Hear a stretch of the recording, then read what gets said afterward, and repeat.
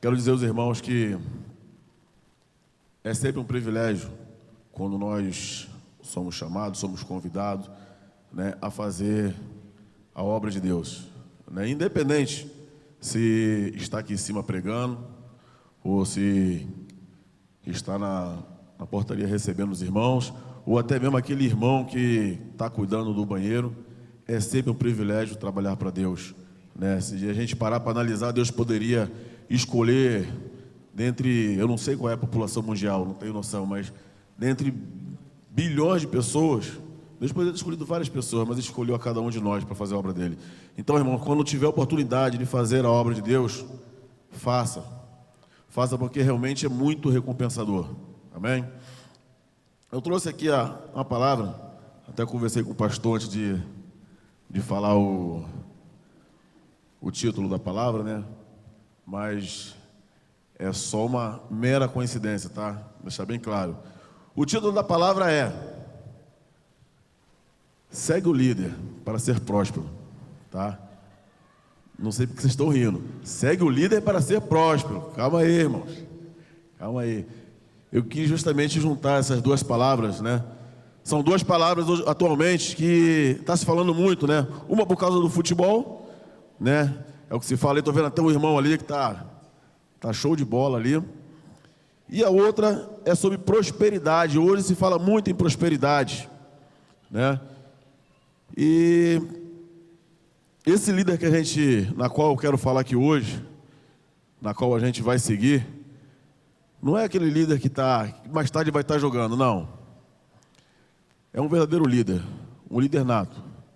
É um líder que mudou toda a história, toda a estrutura da história da humanidade. Tanto é que a contagem de tempo, ela é dividida, né, em antes de Cristo e depois de Cristo. Esse líder da qual eu quero falar hoje é um líder que, ao contrário do time que eu torço, que por sinal hoje, né, na atualidade está numa boa fase, esse líder da qual eu quero falar hoje é um líder que ele não conhece derrota.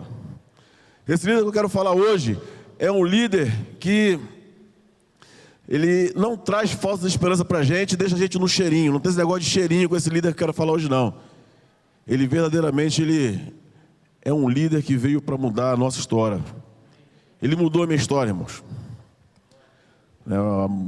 Ninguém aqui conheceu a minha história antes, a não ser minha esposa, meus filhos que hoje não estão aqui.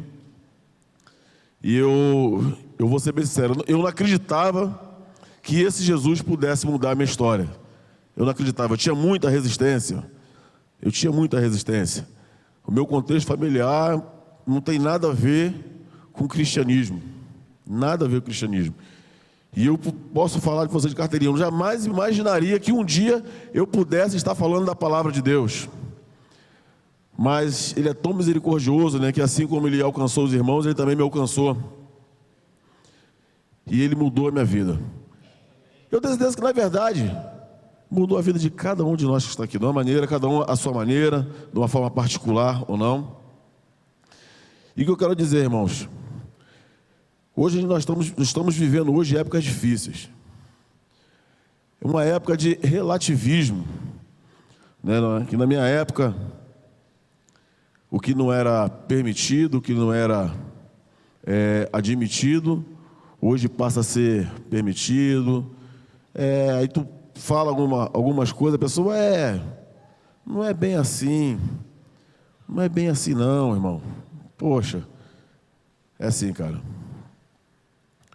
Aquilo que está na palavra, ela é imutável. Deus não muda. A própria palavra mesmo diz, né? Que seja o seu sim, sim, o seu não, não. Passou disso, ele não vem mais da parte de Deus.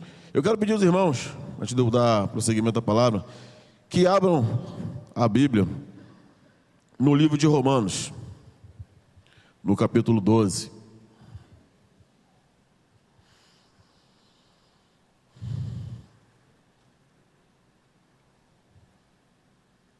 Amém, irmãos? Aqueles que acharam, por favor, fiquem de pé. E a carta de Paulo aos Romanos, no capítulo 2, versículo 2, diz: não se amoldem ao padrão deste mundo, mas transforme-se pela renovação de sua mente, para que sejam capazes de experimentar e comprovar a boa, agradável e perfeita vontade de Deus. Pode se sentar, irmãos. Eu vou completar, isso aí é minha, tá? Não está na Bíblia, não. Boa, perfeita e agradável a vontade de Deus. Ainda que eu não entenda o porquê, ainda que eu não saiba o porquê que algumas coisas estão acontecendo, a vontade de Deus ela é sempre boa, perfeita e agradável. E como eu estava dizendo, hoje nós estamos vivendo nesse relativismo. Se fala muito em prosperidade, mas a prosperidade que é dita hoje em dia não é a mesma prosperidade da Bíblia. Se fala muito em vir para Cristo e pare de sofrer. Pô, irmãos, vou ser bem sincero com vocês, para quem já leu a Bíblia, teve a oportunidade de ler toda a Bíblia, todos aqueles homens e mulheres que passaram, que está escrito na Bíblia, todos eles, sem exceção, sofreram. Deus nos garante a vitória. Deus nos garante que estará, assim como foi cantado aqui, Deus nos garante que estará conosco todos os dias, dia e noite, 24 horas por dia, 7 dias por semana. Mas em nenhum lugar da Bíblia vem dizendo que você não vai sofrer, que você não vai passar por tribulação. Pelo contrário, ele vem dizendo: no mundo tereis aflição, mas tende bom ânimo, porque eu venci o mundo. Então, irmão, a caminhada com Deus, para seguir esse nosso líder, pode parecer muito difícil, mas não é tão difícil assim não. Precisa simplesmente de nós querermos. Depende de uma posição nossa, eu quero. Como eu disse antes, eu tinha muita resistência. Eu tinha uns hábitos que eu comecei a frequentar a igreja, né? Quem começou, por incrível que pareça, a frequentar a igreja primeiro foi a Gabriela, com 6 anos de idade. Então um colega passava lá, me perguntava se podia levar ela para a igreja, eu falei, pode. E levava a Gabriela ia para os cultos normais, eu não ia impedir. Um dia esse colega chegou lá em casa, um amigão mesmo, e falou, com 6 anos, né, filha? Mais ou menos com 6 anos, não foi? E falou assim, Gabriela aceitou Jesus. E a gente ficou lá em casa, sem saber o que falar. E por causa daquele primeiro passo que a minha filha, de repente, até sem noção do que ela estava fazendo, eu comecei a visitar a igreja. Comecei a gostar da palavra, mas eu tinha muita resistência, porque eu achava que, naquele momento que eu aceitasse Jesus, eu ia ter que parar de fazer tudo. Eu falei, caramba, quando eu me tornar um crente, eu não vou poder fazer mais nada. Olha como é que o inimigo trabalha. Quando eu me converter, eu não posso fazer mais nada. Eu ia para a escola bíblica, aí frequentava a célula, aí fazia tudo, mas quando chegava no apelo, eu falei, não, isso não é para mim não, está cedo. Não está na hora, está muito cedo. Poxa, como é que eu vou deixar de fazer minhas coisas? Como é que eu vou deixar, quando for sair, como é que eu vou deixar, olha só, como é que eu vou deixar de tomar o meu chopinho? Não, isso não tem condições. Não tem condições. Mas Deus é tremendo, Ele vai trabalhando no seu coração, aquilo vai trabalhando, aquilo vai remoendo, você chega em casa, a palavra vai te mexendo com você. Eu creio que muitos aqui passam por isso. Chega em casa, a palavra mexe com você, você fica, de certa forma, perturbado, mas existe aquela resistência. Eu não vou me entregar a Jesus, porque eu vou deixar de fazer tudo. Mas um dia não teve jeito. Um dia, ia ter uma festividade na igreja, e na hora do banho, eu resolvi orar e falei, Deus, se hoje eu sentir algo diferente, eu vou lá na frente. Eu não sei nem porque que eu falei aquilo, porque a partir daquele momento que eu falei aquilo, eu estou sendo bem sincero, irmão, minha esposa está ali de testemunha, eu comecei a me sentir diferente em casa. Quando eu cheguei na igreja, que eu botei o pé na igreja, eu comecei a me sentir diferente, uma vontade terrível de chorar. E eu perturbava a minha esposa, porque minha esposa, quando chegava nos louvores, que ela chorava. Um dia eu falei para ela, olha só, eu não vou para a igreja hoje não. Isso antes de eu me converter, tá? Eu falei, não vou para a igreja hoje não. Aí ela, por quê? Eu falei, porque você chega lá, no hora do louvor, nem começou a palavra e você já está chorando, mulher, tu já está se derramando. Eu não vou. Ela falou, mas eu não consigo segurar. Eu falei, eu não vou. Eu não vou porque o povo da igreja vai olhar para a gente e vai achar que a gente é um casal cheio de problemas. Eu não vou. Olha só a mentalidade da pessoa, né, cara? Ela falou, mas eu não consigo me segurar. Eu falei, não, se você chorar, eu vou te largar na igreja e vou embora. E ela ficava se segurando, ela moreninha daquele jeito ali, né? Ficava toda vermelha. E eu falei, tu não chora, porque se você chorar, eu vou te largar aqui, tu vai voltar de ônibus. E foi assim. Isso foi 4 meses eu frequentando a igreja. E naquele dia, quando eu botei os pés na igreja, já tinha orado a Deus, eu botei o pé na igreja, eu comecei a sentir tudo diferente. A sensação que eu tinha, irmãos, é quando você está dirigindo, que você pega uma depressão na estrada, que faz aquele frio na barriga. Era essa a sensação. E uma vontade terrível de chorar. Mas como é que eu ia chorar? Eu proibi a mulher de chorar, eu não posso chorar, pô. Eu não poderia chorar. E começou a palavra, eu não conseguia me concentrar. A mão gelava, a perna tremia. E o pastor pregando. E quando chegou na hora de fazer o apelo, ele nem começou a fazer o apelo. Que ele virou e falou assim, irmãos, antes de terminar, eu preciso saber. Eu levantei. Aí minha esposa deu um salto e falou, o que houve? E como eu chorava. Mas era um choro diferente. Hoje eu posso falar que realmente era algo diferente, é algo incontrolável. É um choro de renovo. É um choro gente, é inexplicável. E eu sei que muitos de vocês sabem exatamente o que é isso. E a partir daquele momento eu falei, agora é sem volta. Não tem mais volta. E eu falei, caramba, como é que vai ser agora? Eu não posso fazer mais nada, mas eu vou ver. Irmãos, puro engano do inimigo. Puro engano do inimigo. Eu posso fazer tudo. Eu sou livre. Tudo dentro do que é ilícito. Daquilo que é lícito eu posso fazer. Aquilo que Deus tirou, aquilo que eu achava que ia me fazer falta, Ele realmente tirou. Não sinto falta de nada daquela vida que eu tinha no passado. Não sinto falta.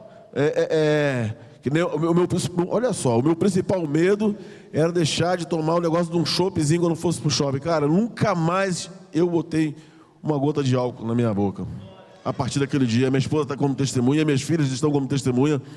E tudo aquilo que não era agradável aos olhos de Deus, eu falei, Deus, agora eu me entreguei a Ti. Me ajuda. Porque eu sempre levei isso a sério. Eu entendo que a partir do momento que você entrega a sua vida para Jesus, você carrega uma bandeira.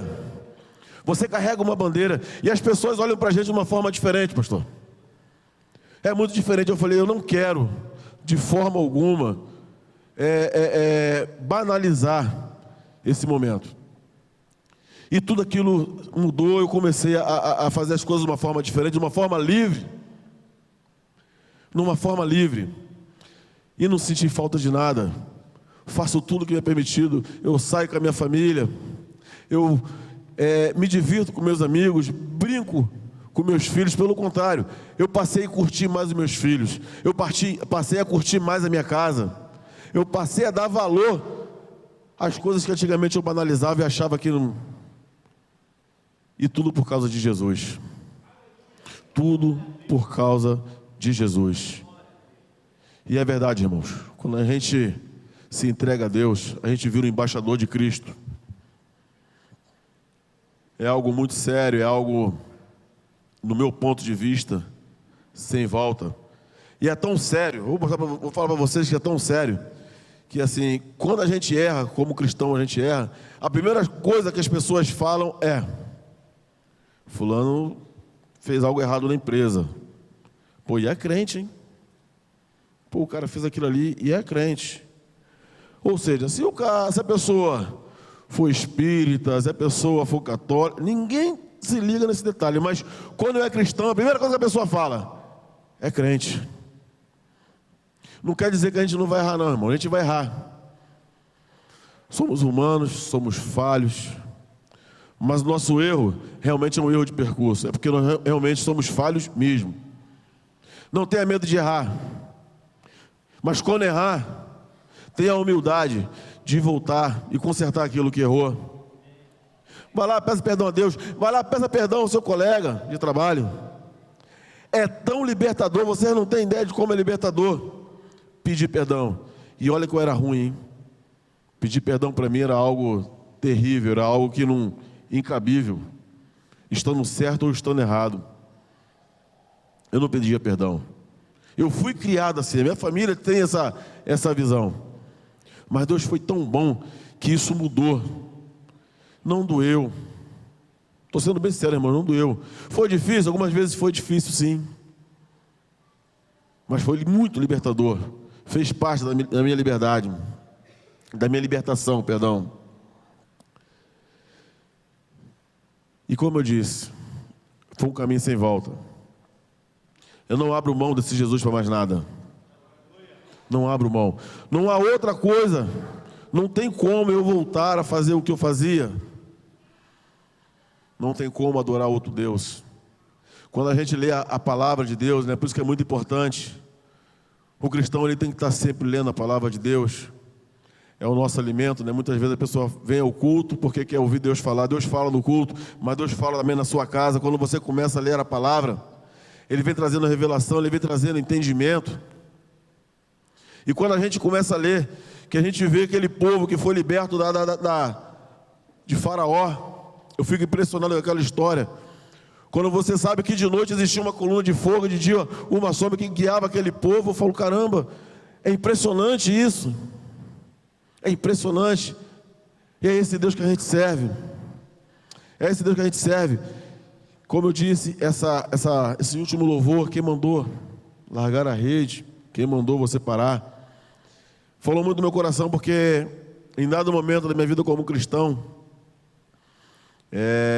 eu resolvi parar, não de servir a Jesus, não, graças a Deus, desde quando eu me converti, eu nunca me desviei, graças a Deus, graças ao Espírito Santo, mas resolvi parar, falei, não, chega, isso não é para mim. E hoje, né, como eu disse, eu ouvi esse louvor várias vezes, hoje isso falou muito forte comigo. Eu falei, amém, Deus. Eu entendi que essa palavra é para mim. Eu entendi que eu posso dar um pouco mais. Eu entendi que eu posso me doar um pouco mais. Eu entendi que eu posso fazer muito mais. Porque aquilo que você fez por mim, Deus, é impagável. Ele entregou o filho dele na cruz, é impagável. Nada que eu faça vai pagar ou vai retribuir. E eu entendi que eu tenho que seguir esse líder a qualquer custo. Eu preciso seguir esse líder. E mais do que isso, eu preciso fazer com que mais pessoas conheçam e sigam esse líder. Começando pela minha casa, passando pelos meus colegas de trabalho. E quem mais Deus acrescentar. Então, irmãos, cada um de nós que estamos aqui, somos elementos de Deus, somos ferramentas de Deus. Fale daquilo que Deus fez na sua vida.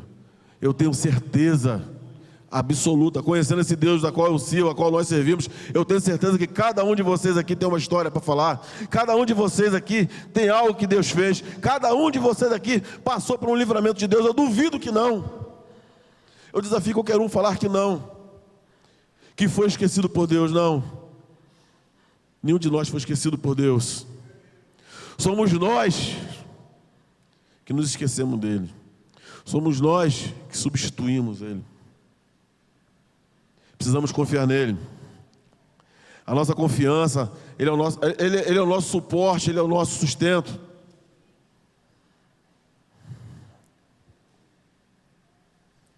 Como eu disse, para seguir esse líder, precisamos passar por algumas mudanças, que inicialmente pode parecer difícil, mas é simplesmente uma questão de decisão, que só pode ser tomada por cada um de nós.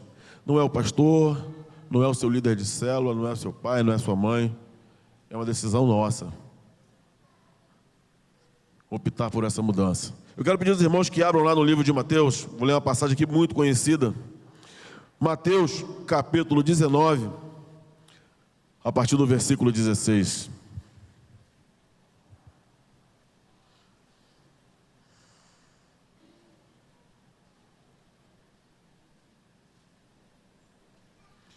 Mateus 19,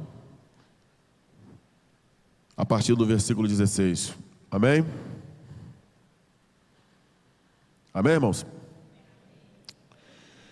Vamos estar lendo. Eis que alguém se aproximou de Jesus e lhe perguntou: Mestre, o que farei de bom para ter a vida eterna? Respondeu-lhe Jesus: Por que você me pergunta sobre o que é bom? Há somente um que é bom. Se você quer entrar na vida, obedeça aos mandamentos. Quais? Perguntou ele. E Jesus respondeu: Não matarás, não adulterarás, não furtarás, não darás falso testemunho. Honra teu pai e tua mãe, e amarás o teu próximo como a ti mesmo. E disse-lhe o jovem: tudo isso tenho obedecido. O que me falta ainda? E Jesus respondeu: Se você quer ser perfeito, vá, venda os seus bens e dê o dinheiro aos pobres, e você terá o tesouro nos céus. Depois venha e siga-me. Ouvindo isso, o jovem afastou-se triste, porque tinha muitas riquezas. Como eu disse, irmãos, a decisão de seguir Jesus cabe a nós. Cabe a nós.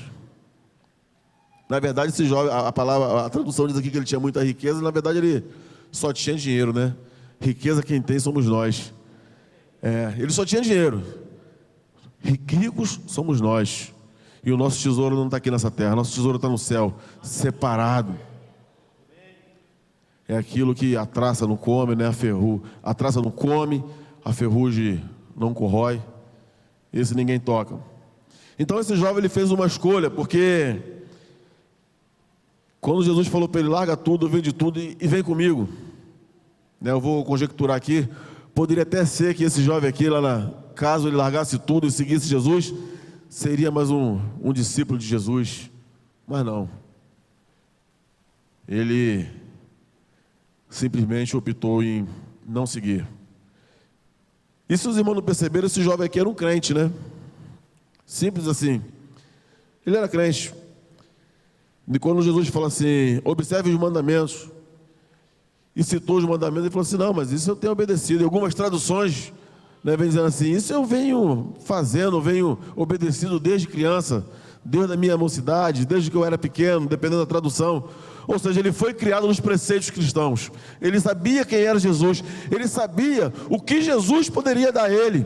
Tanto sabia que ele falou: o que eu preciso para ter a vida eterna. Ele sabia exatamente quem era Jesus. Ele era um crente.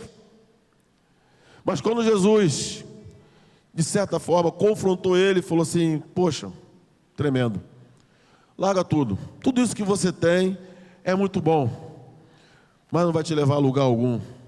Larga tudo e vem comigo. Tu já sabe quem eu sou.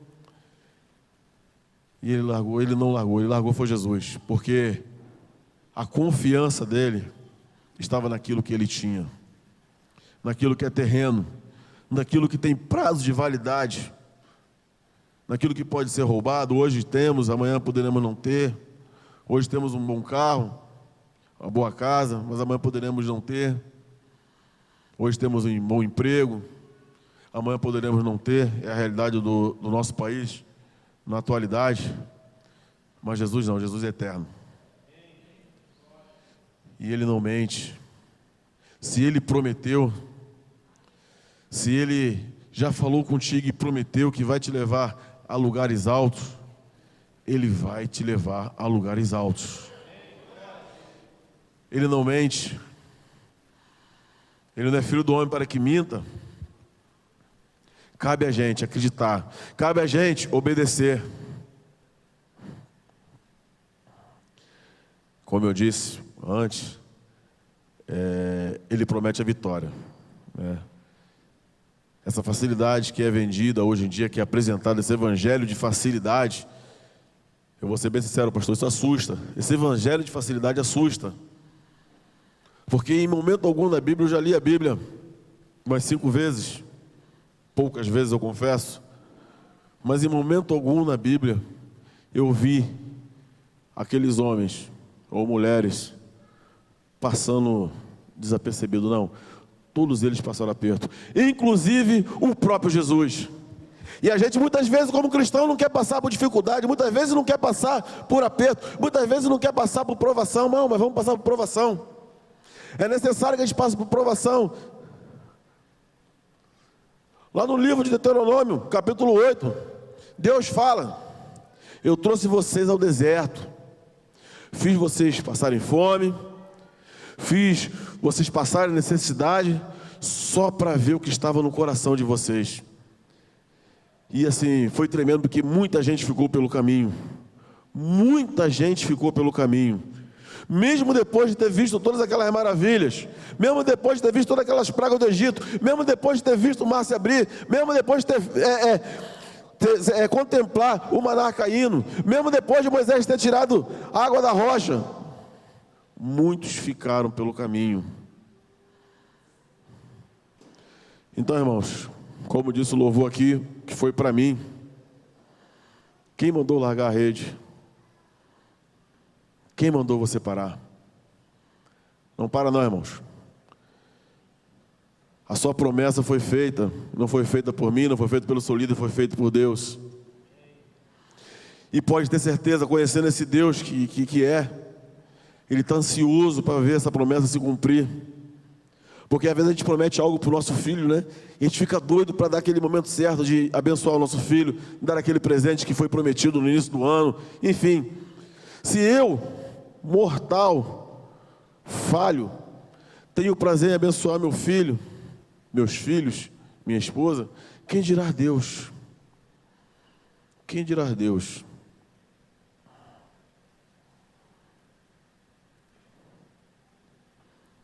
Uma outra passagem que mexe muito comigo,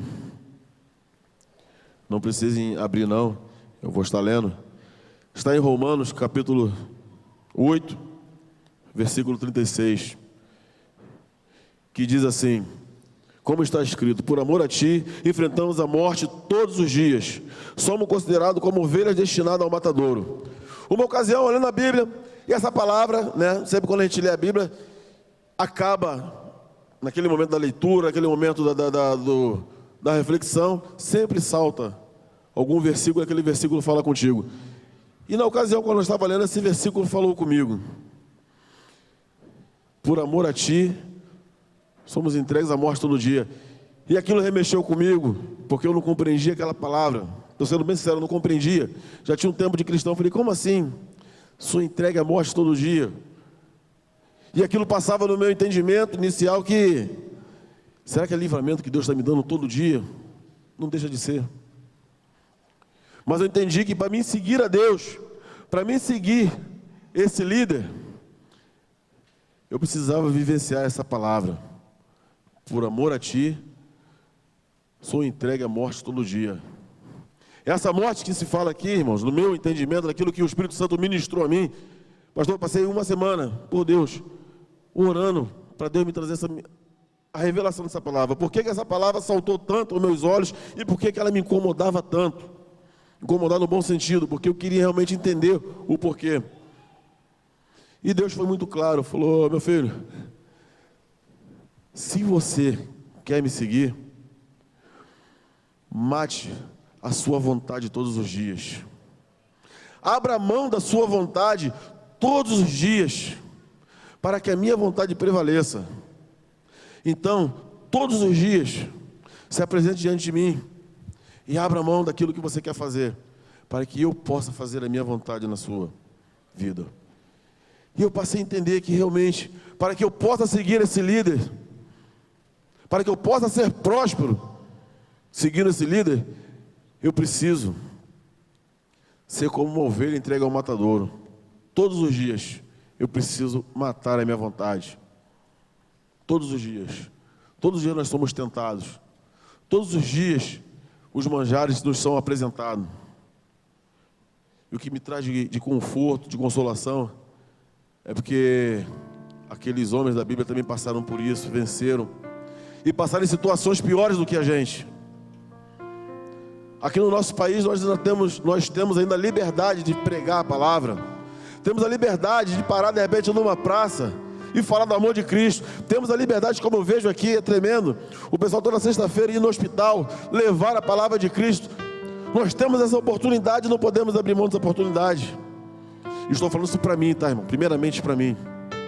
Não podemos abrir mão dessa oportunidade.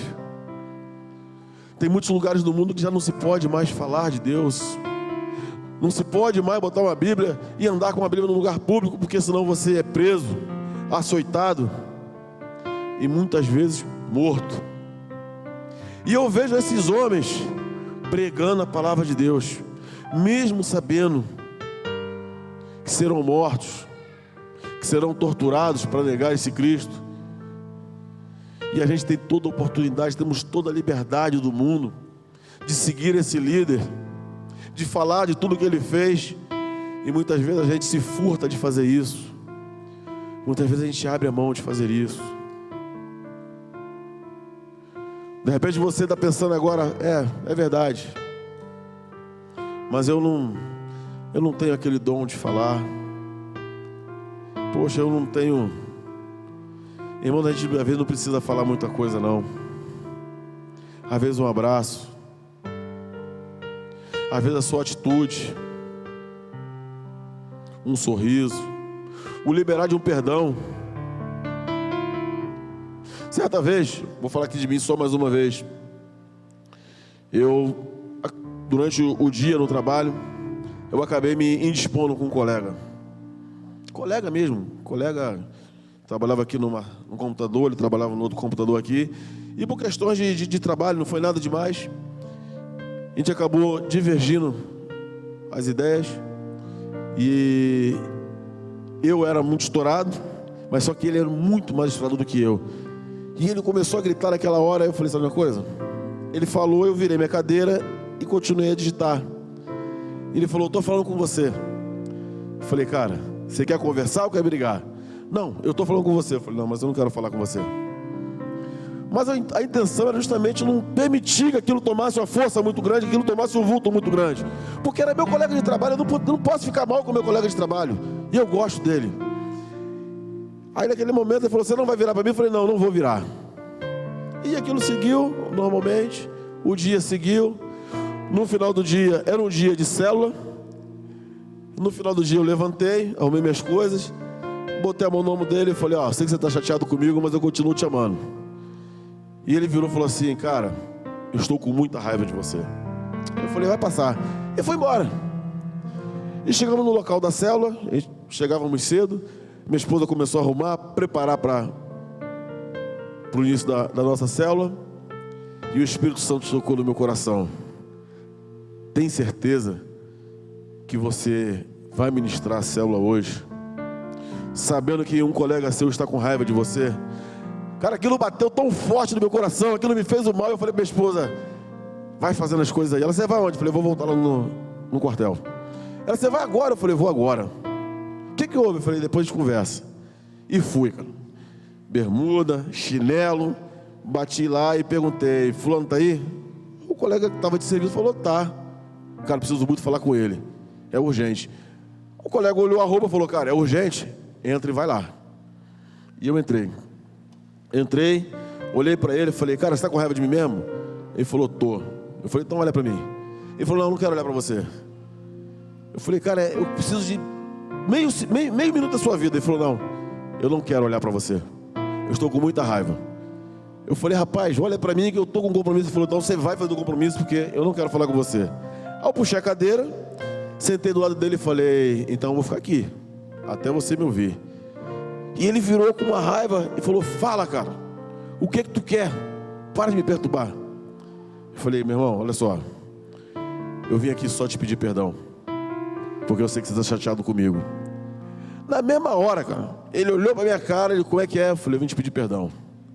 Pô, ele começou a chorar, mas chorou que nem criança mesmo, e falou, pô, cara, eu gosto tanto de você, você não podia ter virado as costas para mim. Eu abracei ele. Vou resumir, aquele cara no início do culto aqui que falou que não chorava, começou a chorar, um de um lado e o outro do outro, na mesma sala chorando. E para variar, como todo o trabalho, sempre tem aquele colega encarnador. E esse colega encarnador era justamente o que estava de serviço no dia. Então, ele viu que eu entrei e falou, pô, vou resolver uma coisa séria. E ele foi atrás. Quando ele abriu a sala, que está um chorando e o outro do outro lado chorando, pô, meu irmão, foi tudo que ele queria. Tudo que ele queria. No dia seguinte, cheguei no trabalho, todo mundo sabendo que tinha 2 homens na sala, se abraçando, chorando igual criança. Mas aquilo fez um diferencial muito grande, porque eu sempre gostei desse colega.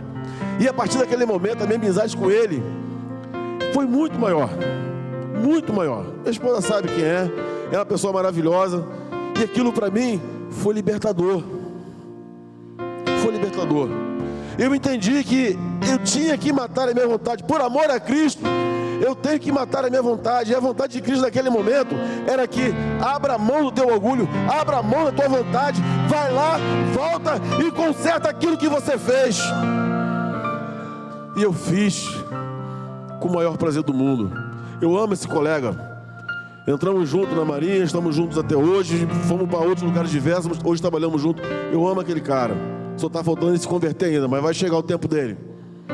Vai chegar o tempo dele. E com isso, eu não exaltei a mim não.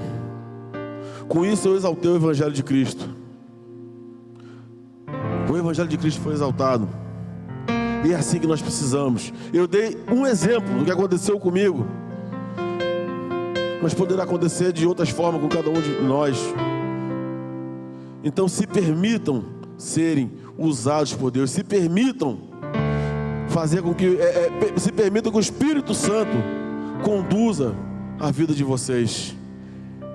É imensamente gratificante.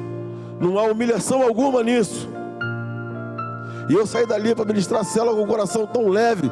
E foi um dia que a célula, não foi, filha? A célula flui de uma maneira completamente diferente. E às vezes eu me pergunto, se eu não tivesse feito aquilo, eu ia ter um colega que provavelmente eu estaria falando com ele ainda, mas ele ia guardar aquela reserva, aquela mágoa dele. Mas louva a Deus, porque a graça dele, a misericórdia dele me alcançou e me conduziu naquele momento de forma que tudo pudesse ir bem. Essa é a palavra que eu queria deixar para os irmãos. Siga um líder. Permita que esse líder conduza a sua vida. Não é difícil, irmãos. Não é difícil. Pode ser que para alguns doa um pouco, para outros mais um pouco ou menos, mas vale a pena, porque é algo eterno. Estamos falando de algo eterno, não algo passageiro. Não é algo que o mundo oferece hoje em dia aí. Hoje em dia a gente vê a rapaziada vai para uma balada, vai para aquilo. É uma alegria, mas é uma alegria passageira. É uma alegria que no dia seguinte, muitas vezes, a pessoa vira a noite aqui naquela alegria, naquela felicidade, e no dia seguinte está arrependido. Porque bebeu, perdeu os sentidos, fez aquilo que não era para ter sido feito e já era. Alguns nem voltam. Mas a nossa alegria não, a nossa alegria é baseada no Senhor. A nossa alegria é baseada naquilo que Cristo tem derramado sobre nós. A nossa alegria é eterna, irmãos.